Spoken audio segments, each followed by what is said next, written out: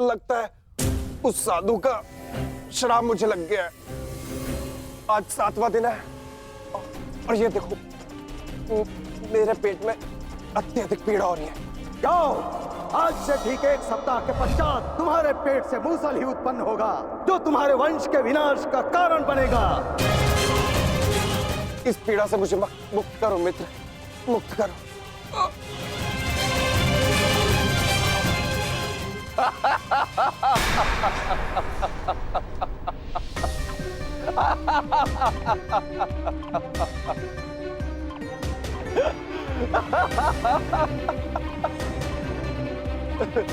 तुम कितने बड़े मूर्ख हो मित्र। कुछ नहीं हुआ मुझे, सही हूं मैं।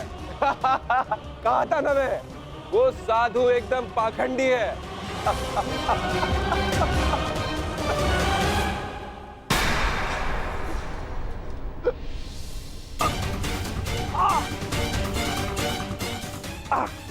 हम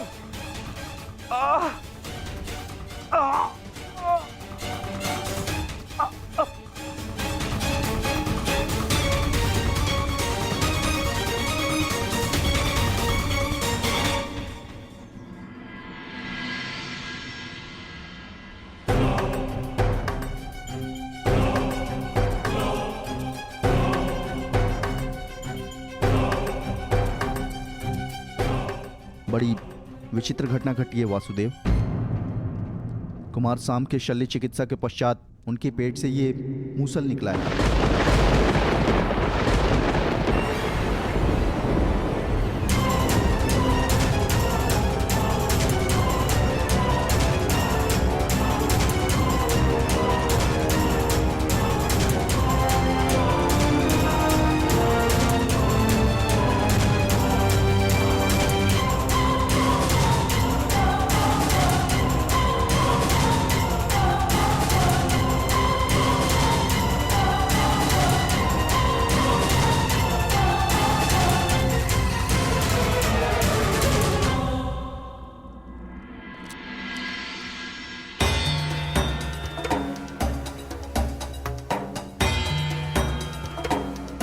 कुमार अब स्वस्थ हैं बलभद्र।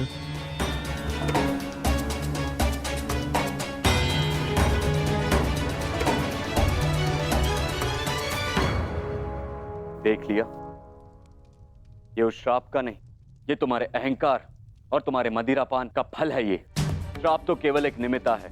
तुम्हारे कर्मों के कारण यदुवंश का नाश जन्म ले चुका है। यदि मदिरा के मद में तुमने एक महात्मा का अपमान ना किया होता तो आज तुम्हारी यह दशा ना होती।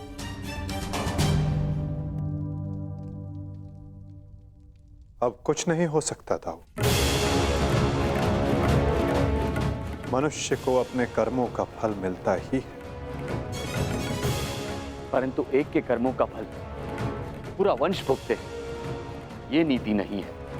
यदि अनाज के पौधों के बीज में घुन लग जाए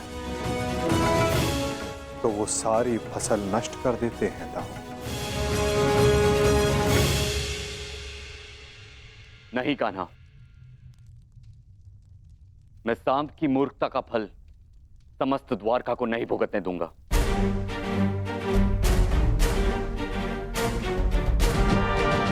आप इस मूसल का क्या करेंगे दाऊ? श्राप था कि मदिरा पान के कारण द्वारका का नाश होगा। मैं आज ये घोषणा करता हूं कि समस्त द्वारका में किसी भी प्रकार का मद्य का उत्पादन, सेवन या बिक्री वर्जित है।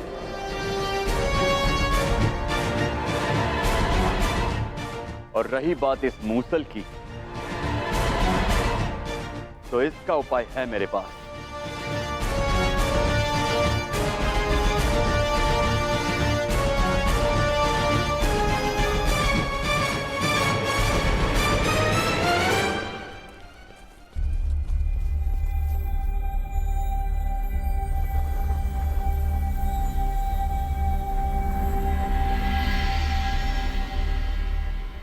आपके आदेशानुसार मूसल की भस्म बना दी गई है बालभद्र।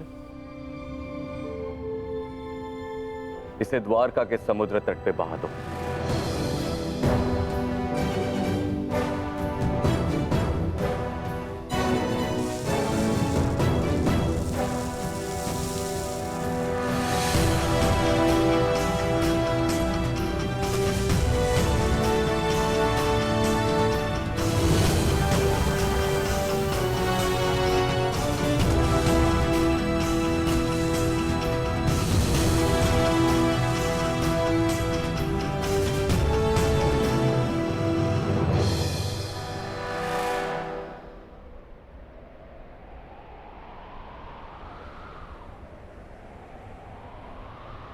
दाऊ, हमारे कर्म ही हमारी नियति निर्धारित करते हैं, केवल साम के कर्म ही नहीं। कुछ श्राप हैं। मैं तुम्हें श्राप देती हूँ कि जिस प्रकार तुमने मेरे कुल का अंत किया है, उसी प्रकार तुम्हारे कुल का अंत भी होगा। और कुछ पाप भी जो द्वारिका की नियति बनाएंगे। चक्रवात से घर के धराशायी होने का भय हमेशा रहता है कृष्णा। इसका अर्थ ये नहीं कि मनुष्य अपने घर की नींव सुदृढ़ ना करे।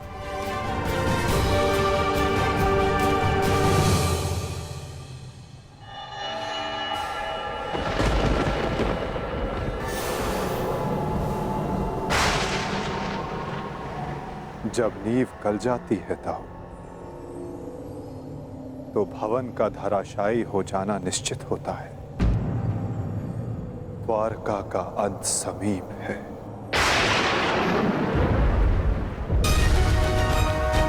नहीं कान्हा, मेरे रहते हुए ऐसा नहीं होगा।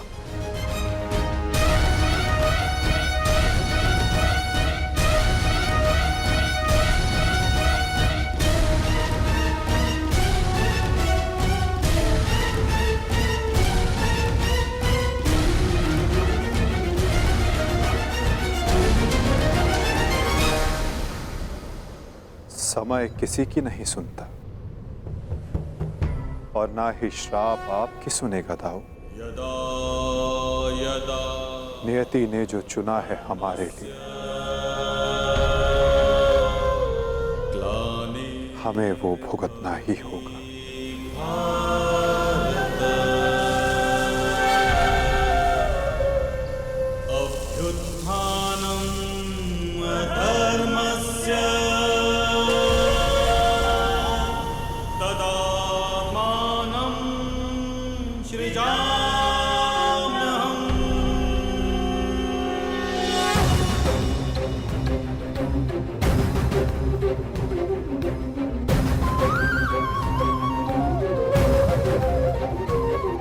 हर एक सरकंडे में एक आहुति छिपी है दाऊ।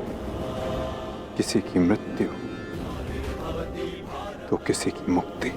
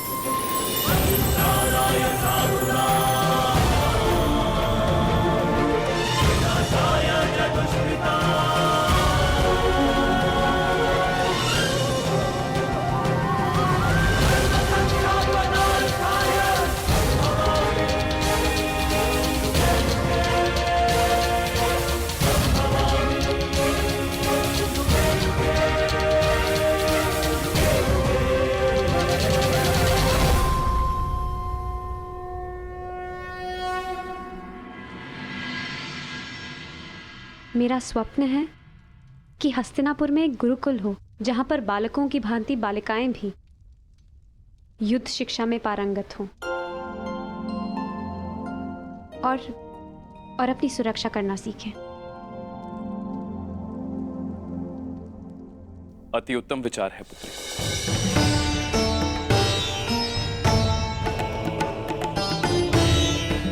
प्रणिपात, प्रणिपात, प्रणिपात।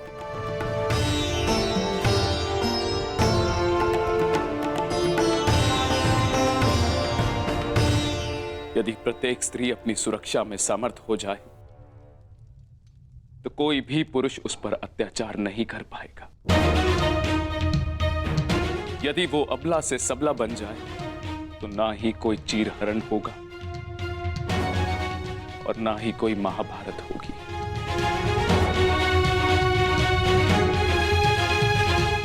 ज्येष्ठ पिताश्री, आपने स्मरण किया?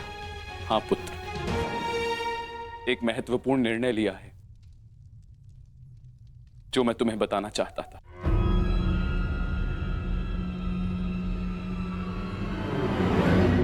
गांधारी, जीवन का हर चरण देख लिया पुत्रों, परंतु अब वानप्रस्थ करके संन्यास ग्रहण करने का समय आ गया है।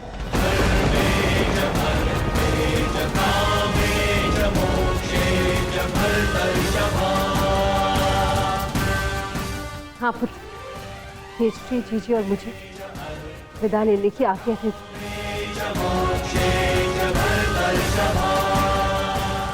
प्रस्थान? किंतु अचानक ऐसे? क्या हुआ माता?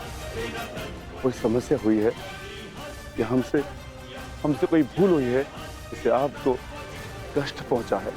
नहीं पुत्रों, तुमने और द्रौपदी ने अपना कर्तव्य कुशलता से पूर्ण किया है और अब हमने निर्णय लिया है कि हम तीनों वानप्रस्थ के लिए प्रस्थान करें।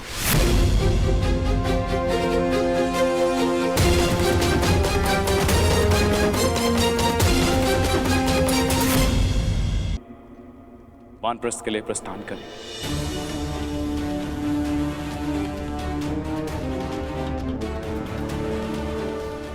पुत्र का मोह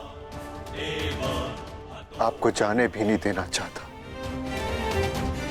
और पुत्र का धर्म आपको रोक भी नहीं सकता। आप सबके तप संचय को रोकना भी पाप होगा।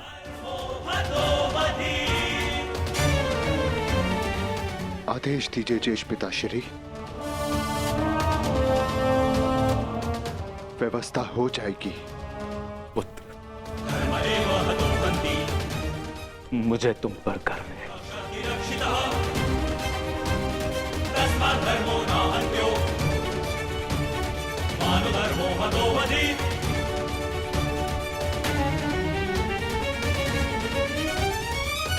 परंतु हम आपको ऐसे नहीं जाने दे सकते।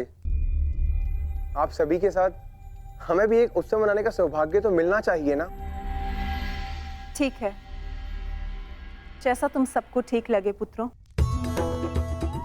तो ठीक है, तो मैं इस उत्सव की तैयारियां प्रारंभ करती हूँ और सभी परिजनों को निमंत्रण भिजवाती हूँ। सर्वप्रथम माधव को।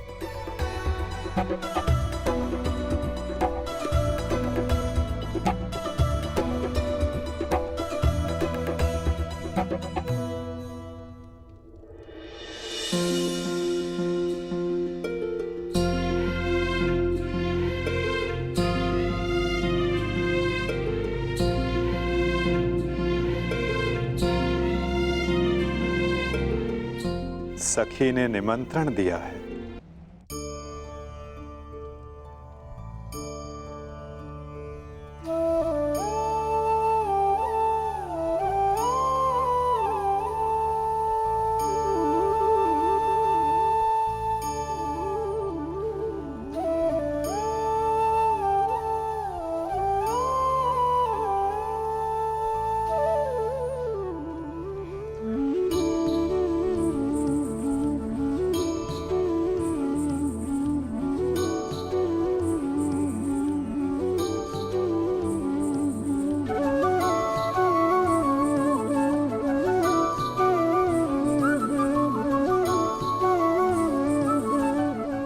माधव, आप सदैव हम सबके साथ हमारे दुख में उपस्थित रहे, परंतु आज सुख के समय पर आपके आगमन ने हम सबके आनंद को दुगना कर दिया।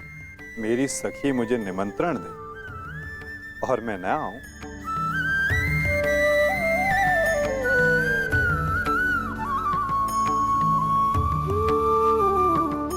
तुम सबका परिश्रम स्पष्ट दिखाई दे रहा है।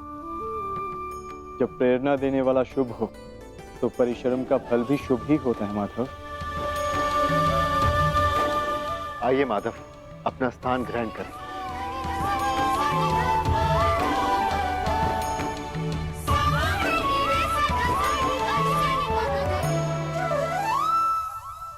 सांब के साथ जो हुआ, हमें उसका समाचार मिला माधव।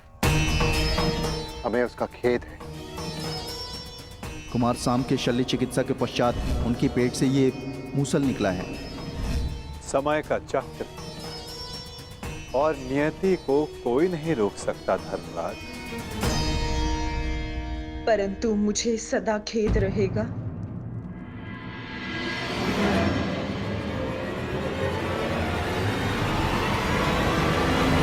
कि ये नियति मेरे ही श्राप के कारण आई है वासुदेव।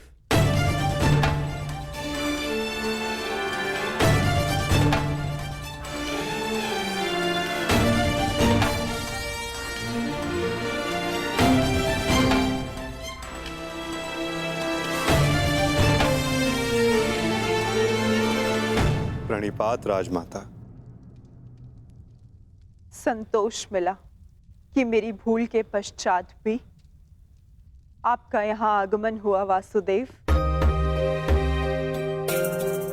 नहीं राजमाता, मैं आया क्योंकि मेरा यहाँ उपस्थित होना आवश्यक था। मुझे क्षमा कर दीजिए वासुदेव। बीते समय पर शोक मनाने से कोई लाभ नहीं। आनंदमय तो ये है कि हम सभी आने वाले नए भविष्य का स्वागत करें। कैसा भविष्य माधव? बधाई हो सम्राट, महारानी वृषाली ने पुत्र को जन्म दिया है।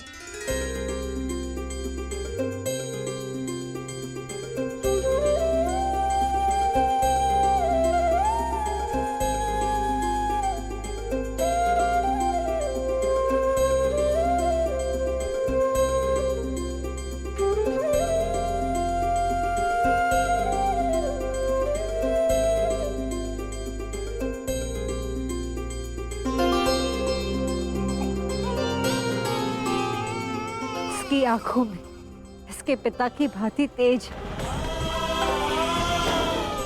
कल्याण हो। बुआ श्री, इस बालक का नामकरण कीजिए।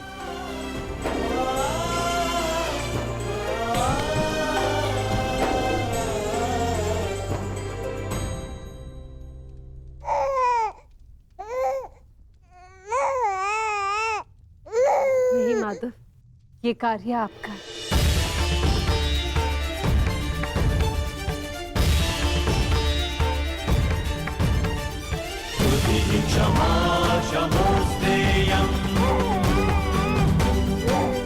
शौचमिंद्रिय निग्रह क्षमा शमोस्तेयं शौचमिंद्रिय निग्रह निर्विद्या सत्यं क्रोधो दशकं धर्मलक्षणम्। मित्रकर्ण के एक वीर पुत्र का नाम वृषसेन था और इस वीर बालक का नाम है राधे कर्ण पुत्र वृषकेतु। वृषकेतु, वृषकेतु, वृषकेतु।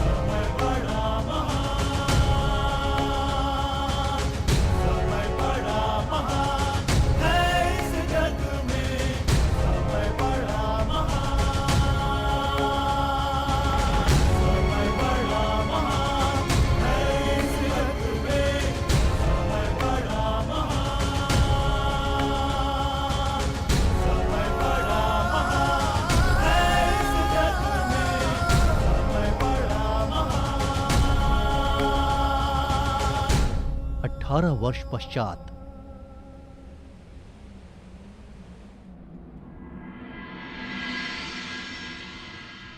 तो कुरुकुल की अगली पीढ़ी अपना प्रशिक्षण पूर्ण कर चुकी है धर्मराज।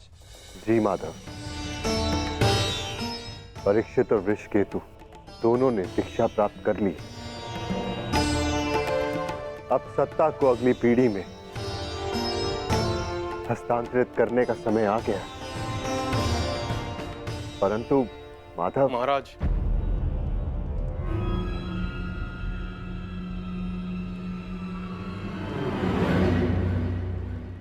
कहो। एक दुखद समाचार है महाराज।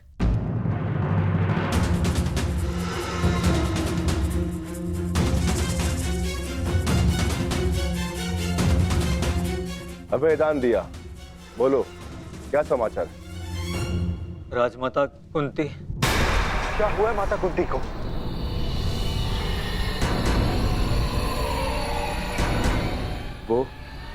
वो कुशल तो है ना? जिस वन में राजमाता कुंती, महाराज धृतराष्ट्र और महारानी गांधारी निवास कर रहे थे, वहां भयंकर अग्निकांड हुआ है।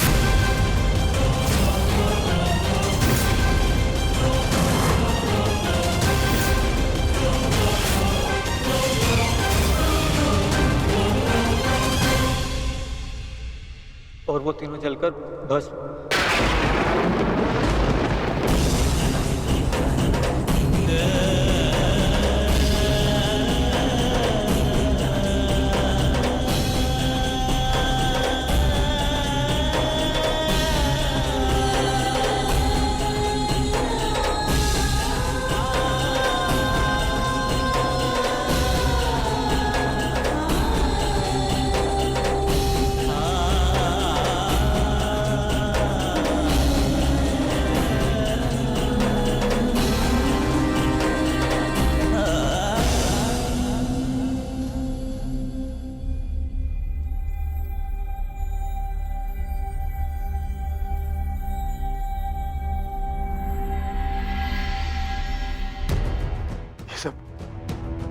ये सब क्या हो गया माधव? अचानक इस बात क्या हो गया?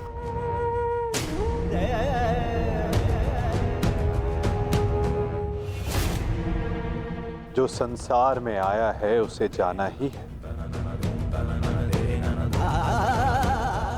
महत्वपूर्ण ये है कि वो अपने जीवन से क्या लेकर गए और इस संसार को क्या देकर गए।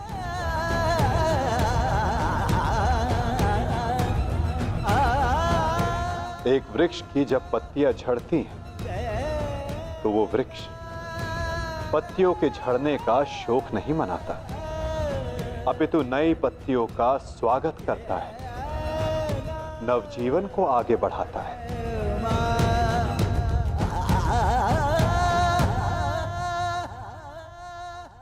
आप सब स्वयं को संभालिए।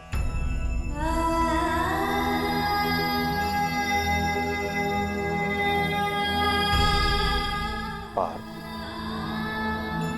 स्वयं को संभालो।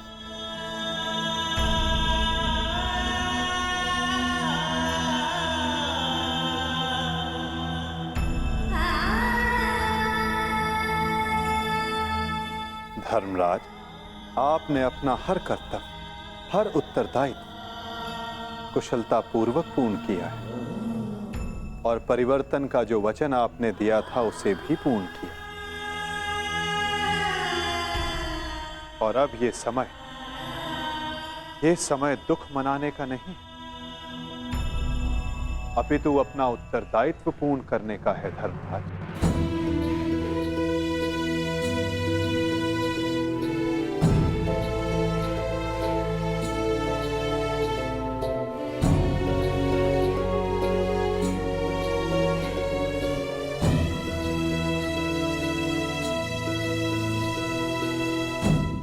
नई पीढ़ी का स्वागत करने के लिए सज्ज हो जाओ। समय आ गया है कि हस्तिनापुर के नए युवराज को प्रजा के समक्ष प्रस्तुत किया जाए।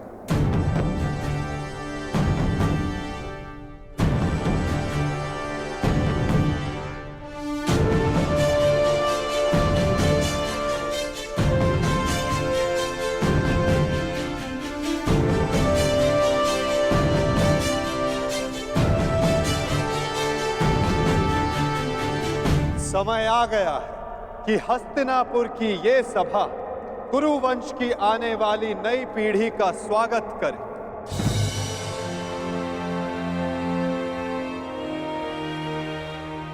हस्तिनापुर के 2 महारथी, 2 युवराज।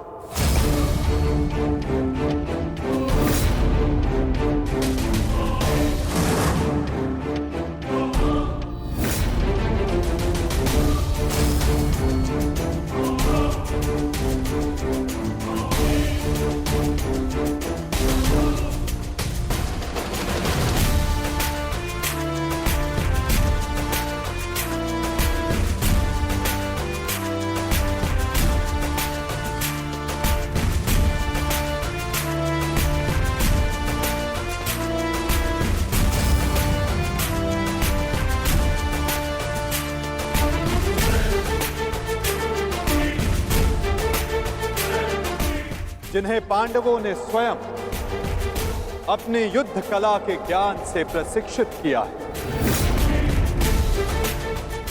जिन्हें महाधनुधर अर्जुन ने धनुर्विद्या सिखाई,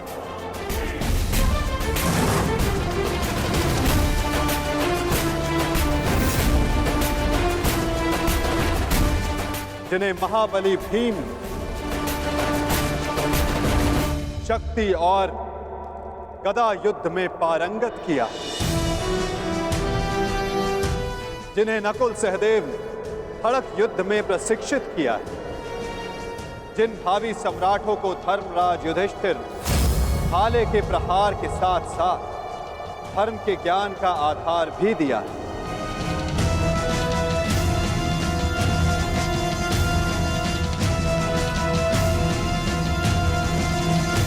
अब भारत के नए शासक तैयार हो चुके हैं। धर्म स्थापना के लिए नई पीढ़ी सज्ज हो चुकी है।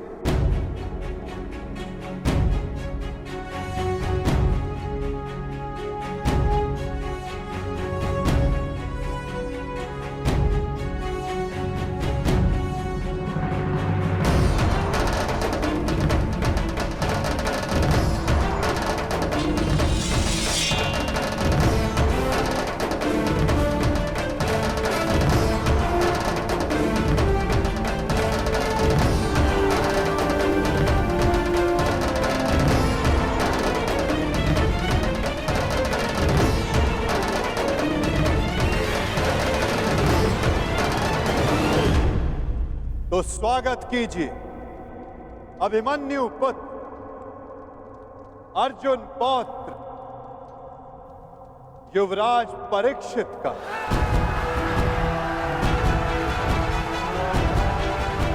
युवराज परीक्षित की, युवराज परीक्षित की, युवराज परीक्षित की, युवराज परीक्षित की, युवराज परीक्षित की,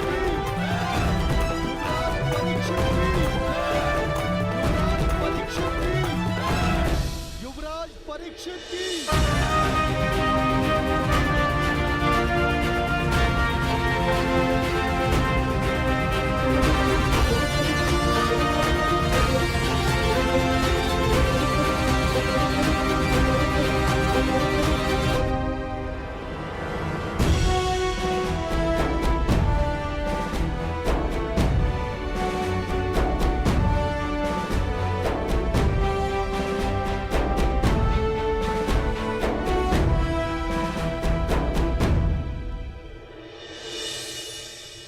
और अब स्वागत कीजिए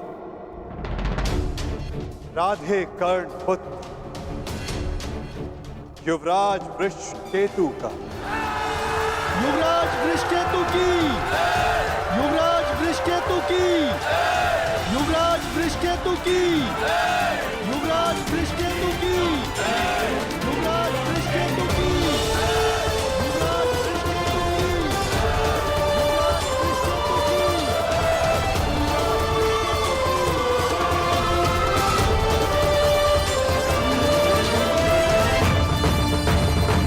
और अब स्वागत कीजिए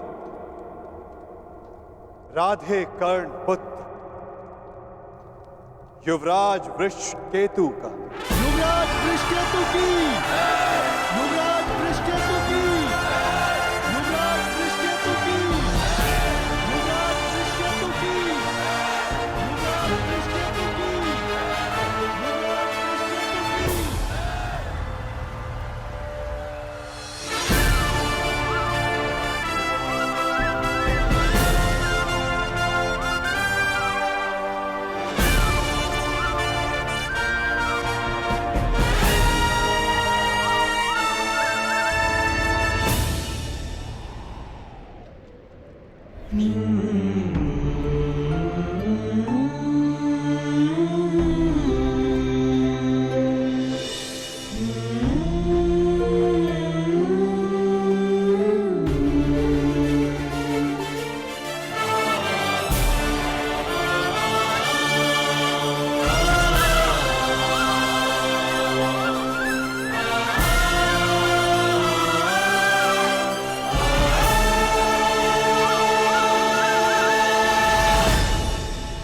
इन्होंने अपना कर्तव्य पूर्ण किया धर्मराज, अब आप अपना कर्तव्य पूर्ण करें। एक सम्राट का कर्तव्य होता है कि वो अपने उत्तराधिकारी को निष्पक्ष होकर चुने। केवल बल ही नहीं, बुद्धि प्रवीण हो, न्याय उचित, धर्म उचित हो। और मेरा धर्म ये कहता है, न्याय और धर्म अनुसार हस्तिनापुर नरेश मेरे ज्येष्ठ भ्राता कर्ण के पुत्र वृषकेतु हो। युवराज वृषकेतु की, युवराज वृषकेतु की, युवराज वृषकेतु की।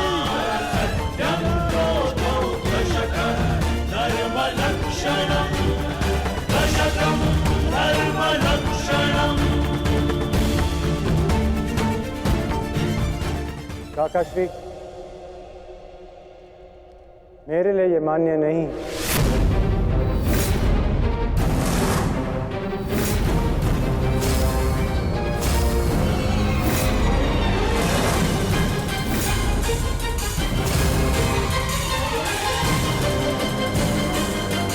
पुत्र, सम्राट आपका न्याय उचित है, परंतु परीक्षित मुझसे ज्येष्ठ हैं, इसलिए न्याय अनुसार और धर्म अनुसार हस्तिनापुर के सम्राट केवल और केवल परीक्षित ही होने चाहिए।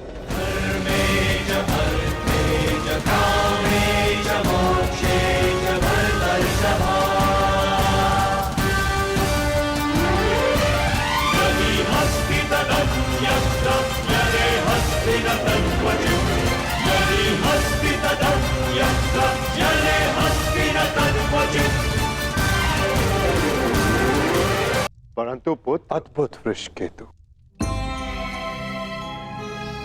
ये त्याग केवल कर्ण पुत्र ही कर सकता है।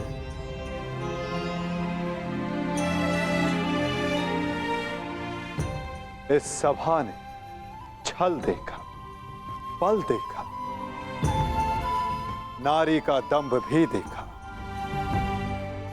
और आज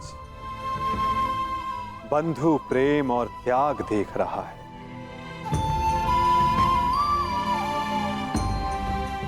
सच में परिवर्तन का जो स्वप्न अंगराज कर्ण ने वर्षों पूर्व देखा था,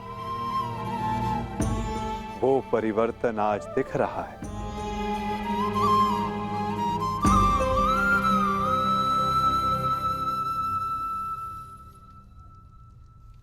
धर्मराज युधिष्ठिर को न्याय उचित घोषणा ही करनी चाहिए।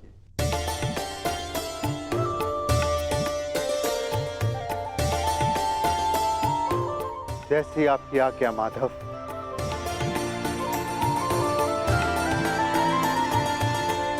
युवराज परीक्षित को हस्तिनापुर का सम्राट घोषित किया जाता है।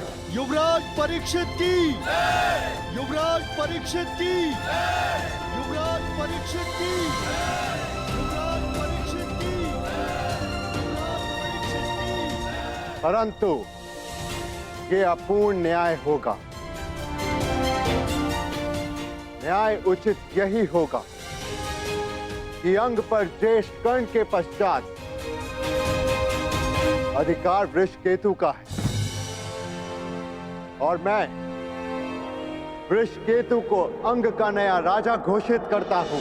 महाराज वृषकेतु की, महाराज वृषकेतु की, महाराज वृषकेतु की। और अंग के साथ साथ इंद्रप्रस्थ भी वृषकेतु के नियंत्रण में होगा। अंगराज वृषकेतु की, अंगराज वृषकेतु की, अंगराज वृषकेतु की।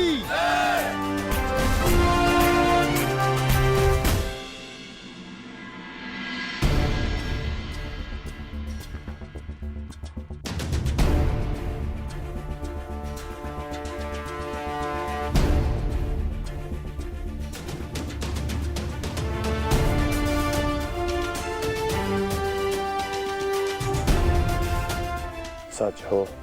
मैं तो आरंभ से ही सज हूं।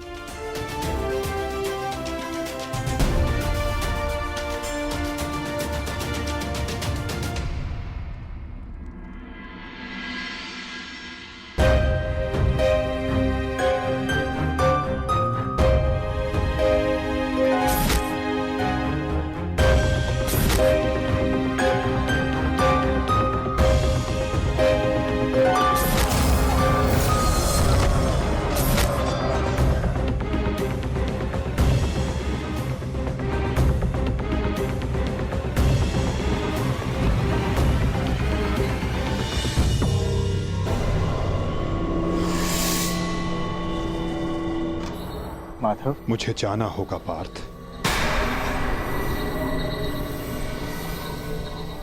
परंतु माधव। नहीं पार्थ, नियति मुझे पुकार रही है।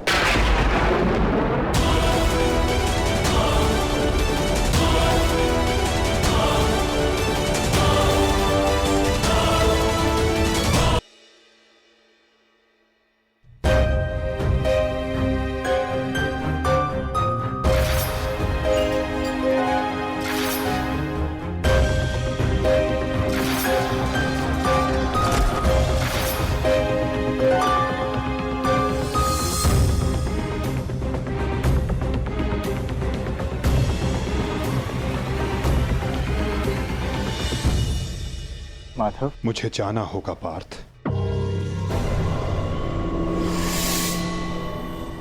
परंतु माधव। नहीं पार्थ, नियति मुझे पुकार रही है।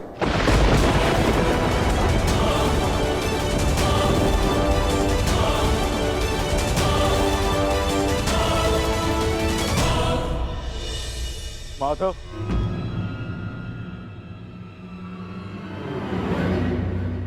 आपने बताया नहीं कि अचानक ऐसा क्या हुआ जो आप जा रहे हैं। प्रथम बार आपके मुख पर यह पीड़ा देख रहा।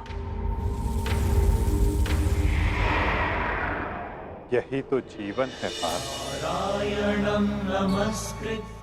आनंद के साथ पीड़ा, अंधकार के साथ प्रकाश, उत्थान के साथ पतन और निर्माण के साथ विनाश कहीं ना कहीं जुड़ते ही हैं पार्थ। आज हस्तिनापुर में नया आरंभ हुआ है, परंतु मुझे जाना होगा पार्थ, ताकि मैं एक अंत को, एक विनाश को रोकने का प्रयास कर सकूं। तो फिर मुझे भी अपने साथ ले चलिए माधव। महाभारत में आपने मेरा मार्गदर्शन किया था और अब आपके मार्ग पर चलना मेरा अधिकार है।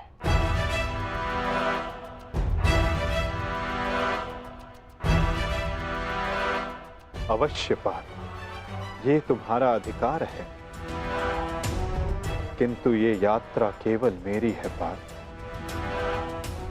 ये कर्तव्य केवल मेरा है और मुझे इस यात्रा को अकेले ही पूर्ण करना होगा।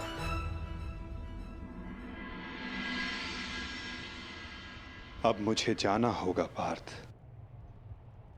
स्वास्थ्य।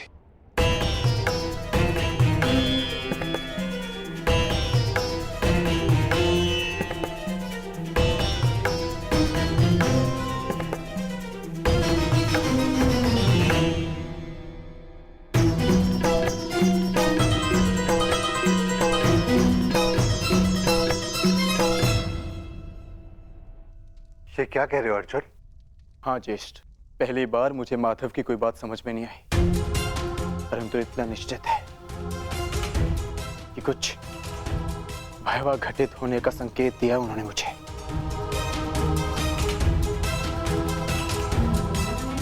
मैं आपकी आज्ञा लेने आया हूं ज्येष्ठ।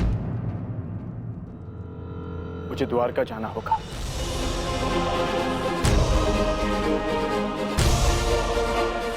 यदि हम माधव के कुछ काम आ सकते हैं तो इससे अधिक सौभाग्य की बात हमारे लिए और क्या होगी। शीघ्र द्वारका पहुंचो।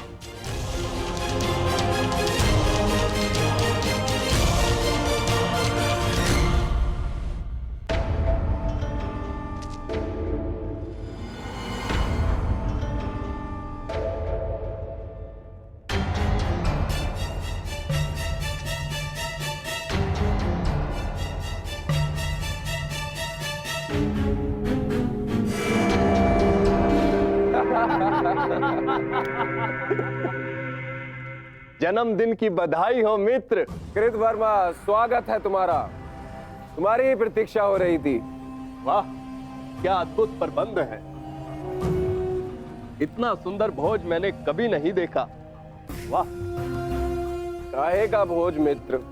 ऐसा प्रतीत होता है अद्भुत भोज किए हुए जैसे एक युग बीत चुका है। ताऊ श्री ने संपूर्ण द्वारिका में मदिरा पान और उसके विक्रय पर प्रतिबंध लगा रखा है। अगर मदिरा मिल जाती तो आनंद आ जाता। परंतु मित्र, उसके पीछे बलभद्र का कारण उचित था। ऋषि के श्राप का प्रभाव तो तुम देख ही चुके हो। उसने जो कहा वैसा ही हुआ। तुम्हारे गर्भ से मूसल का जन्म हुआ और श्राप था कि उस मूसल से यादवों का अंत होगा। और आज उस श्राप का प्रभाव उस मदिरा पर लगी रोक ने ही रोक रखा है मित्र। कृतवर्मा, प्रतीत होता है कि तुम मेरे पूजनीय पिताश्री के साथ रह रहकर प्रवचन देना सीख गए। वो मूसल नष्ट हो चुका है। ताऊ श्री ने स्वयं उसका चूर्ण बनवाकर सागर में बहा दिया। यदि आज मदिरा मिल जाती तो आनंद ही आ जाता। यदि कुमार आदेश दे तो जन्मदिन की भेंट प्रस्तुत करूं। बलभद्र से छिपाकर काशी से मदिरा मंगाई है।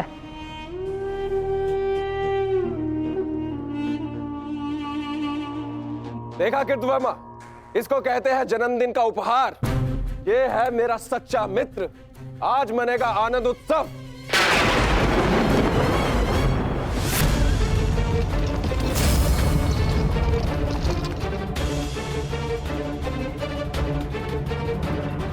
ये मेरे जन्मदिन पर मेरे मित्रों के नाम।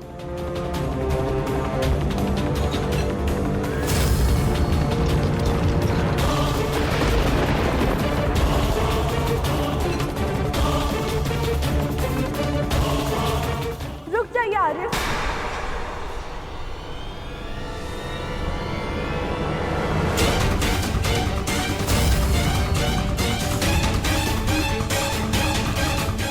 जब काल सामने खड़ा हो तो उसे जाने को नमस्कार किया जाता, उसका आलिंगन नहीं किया जाता।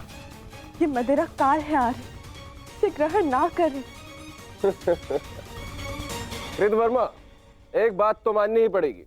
मेरे पिता श्री वासुदेव महान है। जो उनकी संगति में आता है वो भाषण देना तो सीख ही जाता है। लक्ष्मणा, यहाँ पर स्त्रियों का आना वर्जित है। ये केवल पुरुषों के लिए। राजमहल वापस लौट जाओ।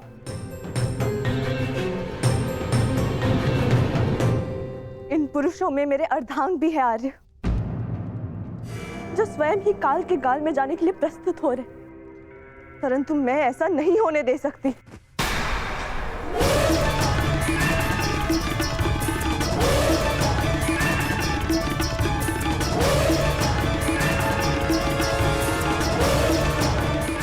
लक्ष्मणा,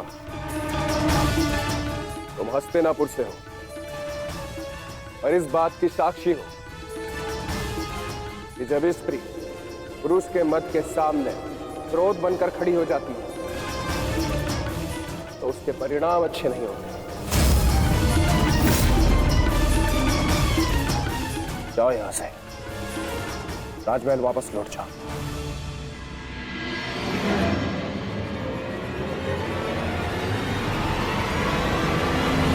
मैंने कहा राजमहल वापस जाओ।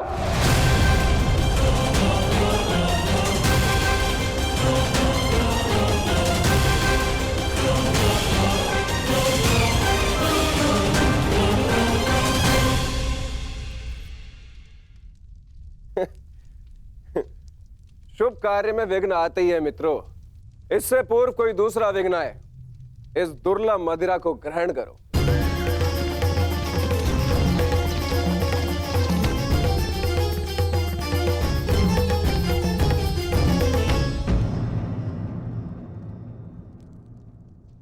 लक्ष्मणा, तुम अपने अश्रु मुझसे नहीं छुपा सकती हो। क्या हुआ पुत्री? क्या सामने तुमसे कुछ कहा? यदि वो कुछ कह देते तो मैं सह लेती ज्येष्ठ पिताजी। तो वो जो करने जा रहे, वर्षों पूर्व साधु ने जो श्राप दिया था पूर्ण होने जा रहा है पिताजी। यादवों का विनाश रोकिए।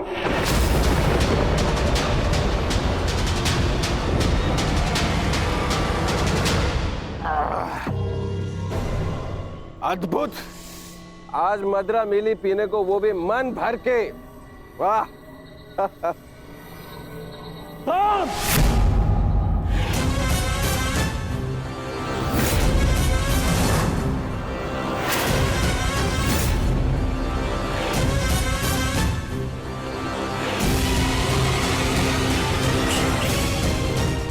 मैंने मद्यपान निषेध किया था। द्वारका के अंदर मदिरा लाने का साहस कैसे किया तुमने साम? तुम युवराज हो, द्वारका के अगले राजा। तुम्हें ये सब शोभा नहीं देता है। और तुम सब साम के मित्र हो ना। तुम्हारा कर्तव्य है, यदि युवराज के पद अनुचित मार्ग पर जाए तो उन्हें अनुचित मार्ग पर जाने से रोके, उचित मार्ग दिखाए। और तुम लोग स्वयं उसे अनुचित मार्ग पर जाने दे रहे हो। कैसे?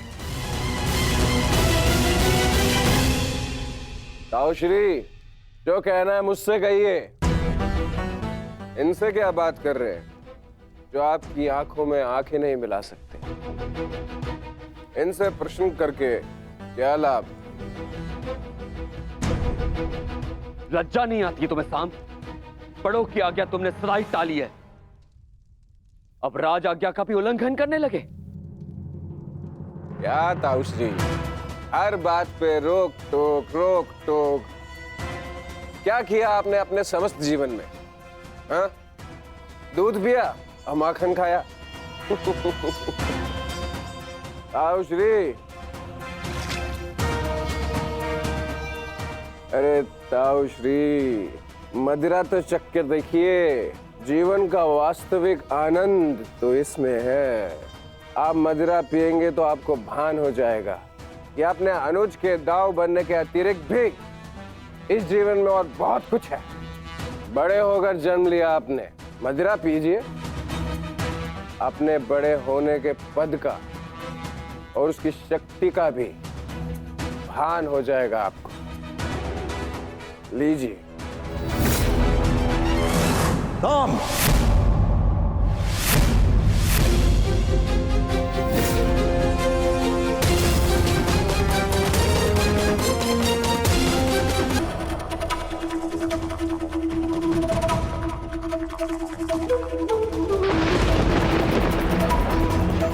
परिहास और उपहास में अंतर होता है साम।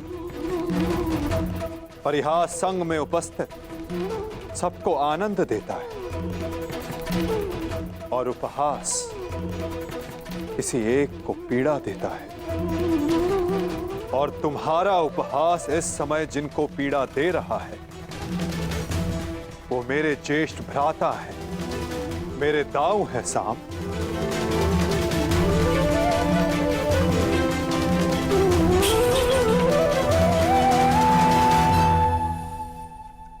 और मैं कौन हूं? हाँ? कौन हूं मैं? पुत्र या कुपुत्र? आपको तो सदैव अभिमन्यु जैसा पुत्र चाहिए था, कभी उसे मामा बनकर सिखाया तो कभी मित्र और सखा बनकर पांडवों को संभाला, परंतु ये भूल गए कि आपका भी एक पुत्र है। स्मरण है आपको? स्मरण है? नहीं, आपको स्मरण है। आपको स्मरण है कि आज आपके पुत्र का जन्मदिन है, परंतु ये भूल गए कि आज के दिन अपने पुत्र से प्रेम से मिलने आना चाहिए, ना कि इस प्रकार कटु मुख बनाकर।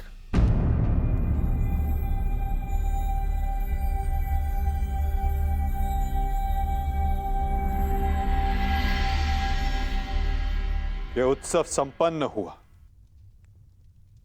आप सब जाओ यहां से। कोई नहीं जाएगा। यह उत्सव मैंने रखा है और यह कब संपन्न होगा इसे मैं निर्धारित करूंगा।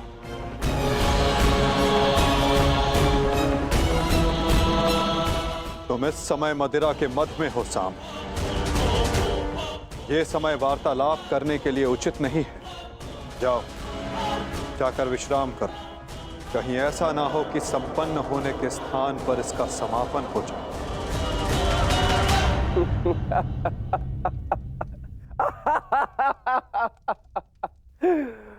मद में तो अंधे आप भी है वासुदेव। महाभारत की विजय का मद अभी आपके सर से उतरा नहीं है वासुदेव।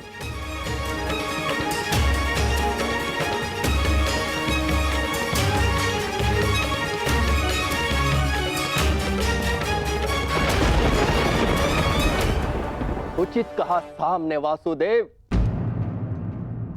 ना आप महाभारत की विजय से विमुख हो पा रहे हैं और ना पांडवों के प्रति प्रेम से।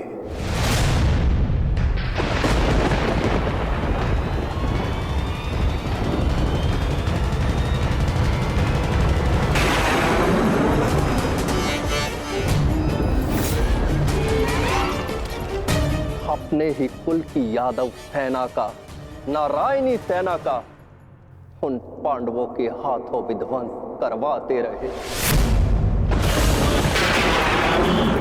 और उस अर्जुन को गीता का ज्ञान दिया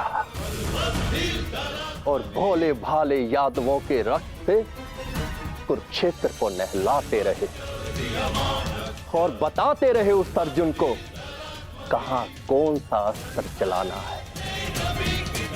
क्यों वासुदेव? क्यों? अपने सखा के लिए, अर्जुन के लिए? क्यों? क्यों इतना प्रिय है वो आपको? क्यों? कभी कभी मुझे लगता है कि ये सखा और ये सखी, ये सब नाटक है।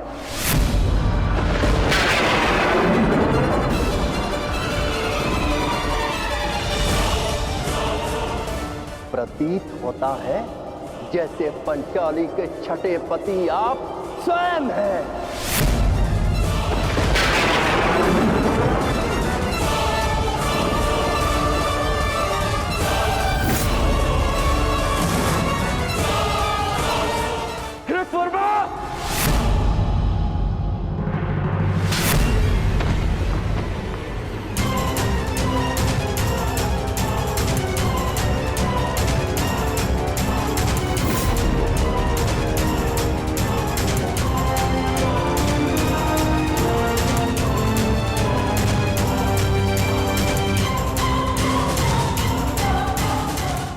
ध्यान रहे, महाभारत इसलिए हुई थी कि एक निर्दोष स्त्री पर लांछन लगाया गया था। यदि कान्हा के चरित्र के विषय में किसी ने भी अपशब्द कहा तो इसी क्षण और एक महाभारत का आह्वान कर बैठूंगा मैं।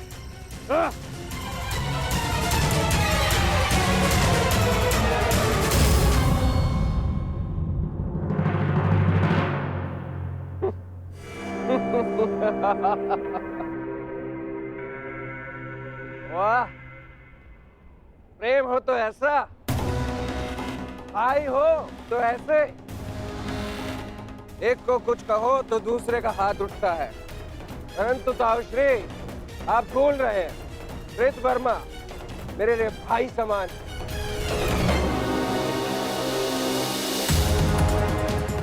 एक तो आप मेरे जन्मदिन पर बिना आमंत्रण के यहाँ पहुंचे, और दूसरा मेरे मित्र पर आपने हाथ उठाया। इस दुस्साहस का दंड आपको अवश्य मिलेगा। सावधान साम।